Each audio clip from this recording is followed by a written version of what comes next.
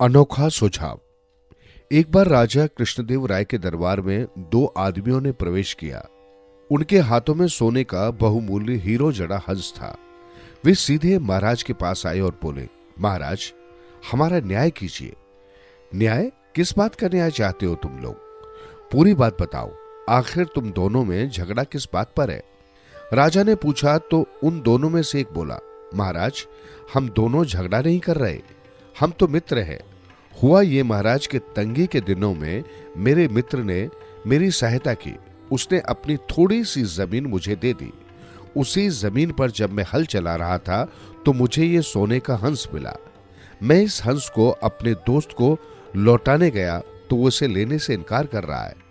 महाराज, जब मैंने इससे जमीन अपने मित्र को दे दी थी तो उनमें से निकलने वाली हंस की ये मूर्ति मैं इसी को देना चाहता हूं। दूसरे मित्र ने कहा तो राजा दोनों की स्पष्ट वादिता देखकर हैरान रह गए।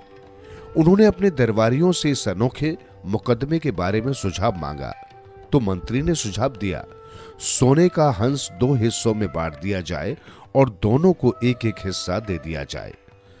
दोनों के इनकार पर एक दरबारी ने कहा, महाराज, सोने के हंस की नीलामी करवाकर जो धन प्राप्त हो उसे दोनों में बांट दिया जाए। इस पर भी दोनों ने इनकार कर दिया तो राज पुरोहित बोले, महाराज, इसका धन दान पुण्य के कार्य में लगा देना चाहिए। लेकिन महाराज को किसी का सुझाव पसंद न आया तो उन्होंने तेनालीराम की ओर देखा। वो उठता हुआ बोला, क्षमा करें महाराज, मेरा निवेदन है कि इस सोने के हंस को बेचकर जो धन प्राप्त हो उससे इन दोनों मित्रों की अनोखी मित्रता की याद में एक सुनहरी हंस उद्यान का निर्माण हो। उस उद्यान में छायादार पेड़ हो, बीच में स्वच्छ जल का मनोहर सरोवर हो जिसमें पंख फैलाए संगमरमर के दो उजले हंस हो, ताकि दूर दूर से आए पथिक इस उद्यान की शीतल छाया में विश्राम करें और मित्रता का पाठ पढ़ें।